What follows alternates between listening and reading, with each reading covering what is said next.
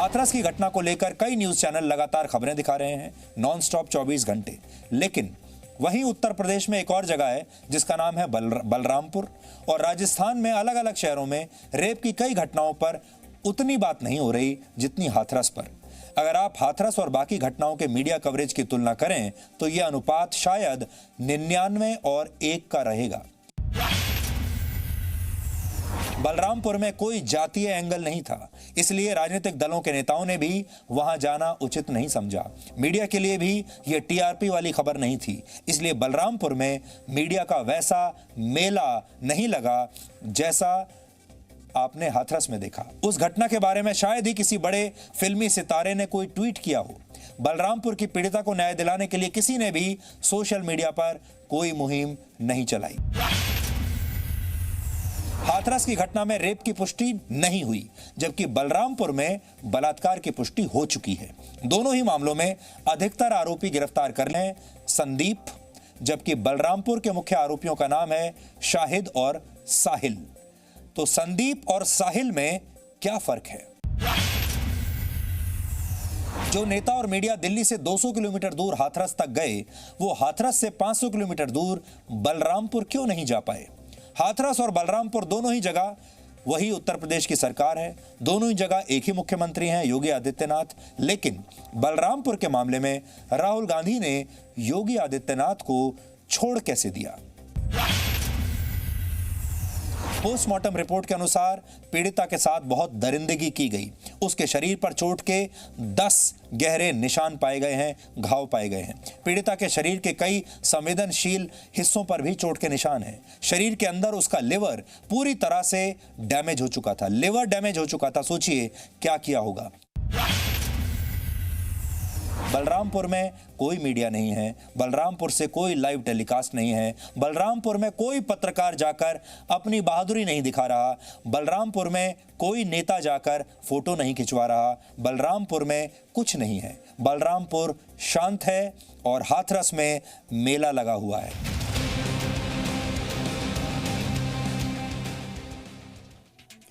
राहुल गांधी की जो जिद हाथरस जाने के लिए नजर आई, वो बलरामपुर के लिए पूरी तरह से गायब थी।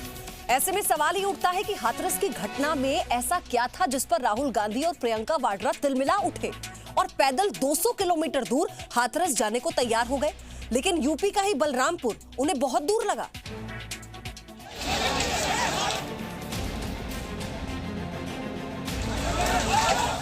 राहुल गांधी और प्रियंका वाड्रा हाथरस पर जितना ज्यादा हल्ला हंगामा कर रहे हैं, बलरामपुर पर उतने ही खामोश हैं। बलरामपुर जाने की कोशिश क्यों नहीं कर रहे हैं? इस सवाल का जवाब भी जब आप ढूंढेंगे तो अंत में सोशल मीडिया का नाम सामने आएगा। हाथरस के मामले में भी बड़े पैमाने पर सोशल मीडिया की ताकत का दुरुपयोग किया गया है। सोशल मीडिया के जरिए हाथरस की घटना के बारे में कई गलत जानकारियां फैलाई गई। इसे सोशल मीडिया पर ट्रेंड कराया गया। देखते ही देखते कई न्यूज चैनलों ने वो झूठी खबरें दिखानी शुरू कर दी जो सोशल मीडिया पर फैलाई गई थी।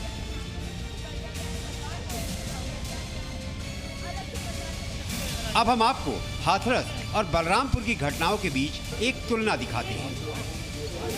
हाथरस और बलरामपुर दोनों ही जगहों पर पीड़िता दलित है। हाथरस की तरह बलरामपुर में भी पीड़िता के साथ बर्बरता हुई और उसकी मौत हो गई। हाथरस की घटना में रेप की पुष्टि नहीं हुई है, जबकि बलरामपुर में बलात्कार की पुष्टि हो चुकी है। दोनों ही मामलों में अधिकतर आरोपी गिरफ्तार कर लिए गए हैं। हाथरस के मुख्य आरोपी का नाम संदीप है, जबकि बलरामपुर के मुख्य आरोपियों का नाम शाहिद और साहिल है। हाथरस की तरह बलरामपुर में भी पुलिस ने रात के अंधेरे में पीड़िता का अंतिम संस्कार करवा दिया। हाथरस और बलरामपुर दोनों ही जगह उत्तर प्रदेश में है। दोनों ही जगह मुख्यमंत्री योगी आदित्यनाथ हैं। लेकिन बलरामपुर के मामले में राहुल गांधी ने योगी आदित्यनाथ को क्यों छोड़ दिया, ये बात हैरान करती है। और अब हम आपको 1 अक्टूबर का राहुल गांधी और प्रियंका वाड्रा का हाथरस पॉलिटिकल टूरिज्म दिखाते हैं। ये हम आपको इसलिए दिखा रहे हैं ताकि आप समझ सके कि राहुल गांधी और प्रियंका वाड्रा के अंदर हाथरस जाने की कितनी ज्यादा छटपटाहट थी, जो अब तक बलरामपुर के लिए तो दिखाई नहीं दी।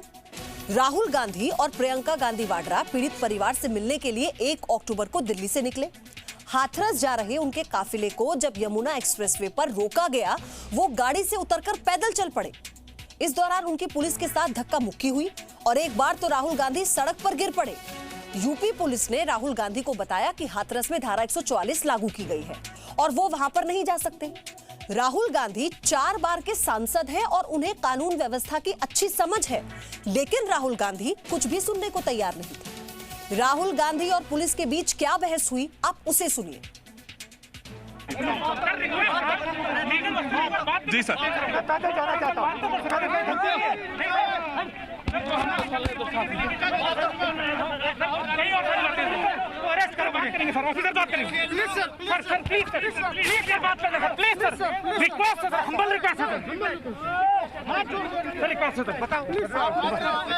आप 144 का उल्लंघन कर रहे हैं। नहीं, आप मुझे सोने से चलने दो, मैं अकेला सर नहीं, मेरा रिक्वेस्ट है सर, आपने सर अपना यहाँ तक आ गए, अब सारी ट्रैफिक की व्यवस्था जाम हो गई है सर, आप प्लीज अपनी गाड़ी में बैठिए सर और चलिए सर, आपको जहाँ चलना है लेकर।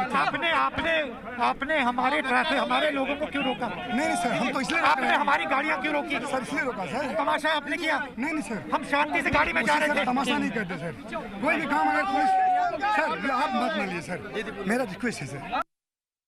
तो सुना आपने, यूपी पुलिस राहुल गांधी से प्लीज प्लीज करती रही, लेकिन राहुल गांधी हाथरस जाने की जिद पर अड़े रहे।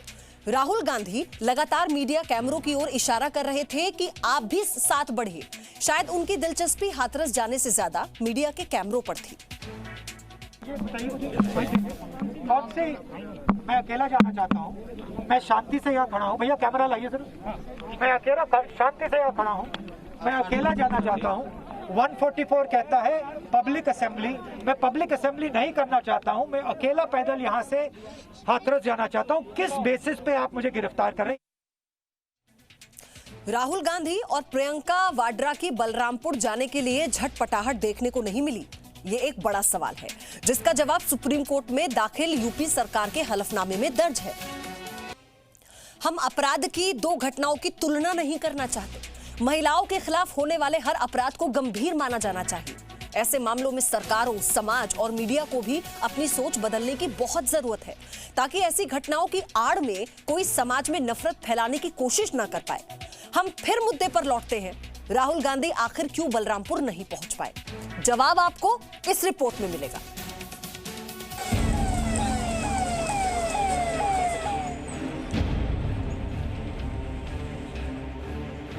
उत्तर प्रदेश के बलरामपुर में गैंगरेप के मामले में पुलिस की जांच जारी है।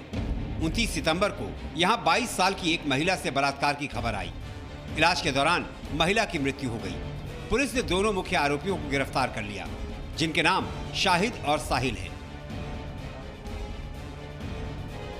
ये भी एक वजह है कि राहुल गांधी बलरामपुर नहीं गए। राहुल गांधी ने बलरामपुर रेप पर मजहबी डिस्काउंट दिया है।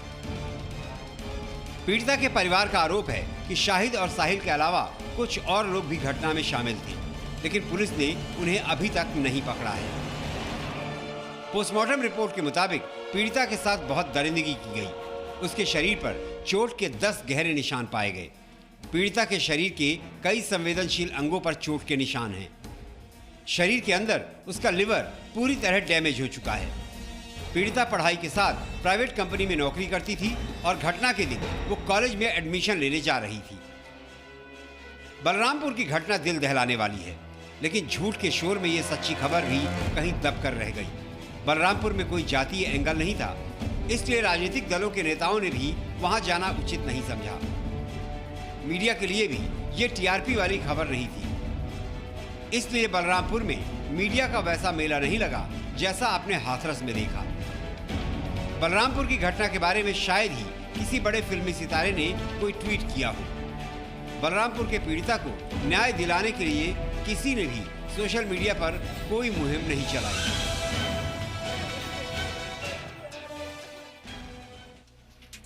आरोपी पीड़िता परिवार की कॉल डिटेल्स। पीड़ित परिवार से बातचीत का जो वायरल ऑडियो है वो जी न्यूज पर हमने सबसे पहले आपको दिखाया। अब वहां हम आपको बता देना चाहते हैं कि वो जी न्यूज ही है जिसने सबसे पहले आपको आरोपी पीड़िता परिवार की कॉल डिटेल्स की जानकारी दी। पीड़ित परिवार से बातचीत का वायरल ऑडियो और पैसों को लेकर बातचीत का ऑडियो आपको हमने ही सुनवाया था, यानी जी न्यूज पर आपने सबसे पहले सुना था। पीड़िता से रेप की खबर को झूठ साबित किया गया, पीड़िता की जीभ काटने की खबर झूठी, पीड़िता के परिवार का बयान हमने आपको बताया, आरोपी पक्ष के परिवार का बयान जी न्यूज ने आपको दिखाया, पुलिस और प्रशासन का पक्ष भी जी न्यूज ने ही आपके सामने रखा। हाथरस में हिंसा की साजिश हुई, हिंसा की साजिश में पीएफआई कनेक्शन भी जी न्यूज ने आपके सामने रखा। पीड़िता के इलाज में परिवार की लापरवाही की बात भी जी न्यूज पर ही आपने सबसे पहले देखी थी। और जी न्यूज के पास अब कौन कौन से सबूत हैं वो आप सोचिए। जो हमने खबर दिखाई थी उसके बाद अब आप देखिए कि वो सबूत कौन कौन से थे, वो तथ्य कौन से थे जो सिर्फ और सिर्फ जी न्यूज के पास एक्सक्लूसिवली है। पीड़िता का मेडिकल रिपोर्ट, सुप्रीम कोर्ट में यूपी सरकार का हलफनामा, आरोपी की कॉल डिटेल्स, आरोपी के परिवार का बयान, फेक वायरल ऑडियो की क्लिप, हिंसा की साजिश में दर्ज एफआईआर की कॉपी।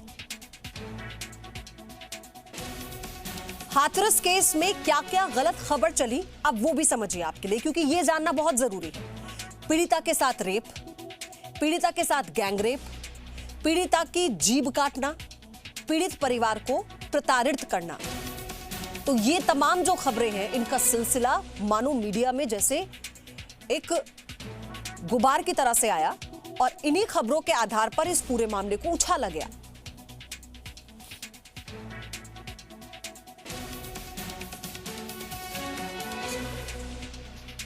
वर्ष 2018 में पूरे देश को झकझोर देने वाली जम्मू कश्मीर के कठुआ में हुई रेप और मर्डर की घटना हुई थी।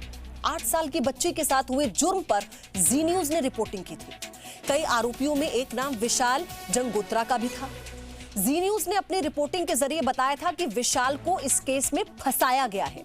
फिर जून 2019 में पठानकोट कोर्ट ने मामले पर फैसला सुनाया और 7 में से 6 आरोपियों को दोषी करार दिया। 6 आरोपियों में से 3 को उम्र कैद और बाकी 3 को 5-5 साल जेल की सजा दी गई। कोर्ट ने साझीराम, दीपक खजूरिया और प्रवेश कुमार को उम्र कैद की सजा दी। तीनों पर 2 धाराओं में 1.5 लाख का जुर्माना भी लगाया गया। वहीं कोर्ट ने तिलकराज, आनंद दत्ता, सुरेंद्र वर्मा को सबूत मिटाने का दोषी पाया और इन तीनों को 5-5 साल जेल की सजा सुनाई। जबकि 7वें आरोपी सांझीराम के बेटे विशाल जंगोत्रा को कोर्ट ने बरी कर दिया। ये वही आरोपी था जिसके बारे में जी न्यूज ने देश को बताया था कि वो बेगुनाह है। अब एक बार फिर जी न्यूज ने हाथरस मामले में चारों आरोपियों पर ग्राउंड रिपोर्टिंग की है। हमने दिखाया है कि हाथरस पीड़िता और आरोपी संदीप सिंह के बीच फोन पर बातचीत होती थी, जबकि 4 में से 2 आरोपी वहां मौजूद ही नहीं थे। Presenting B News app, available on Google Play and App Store. Download it now.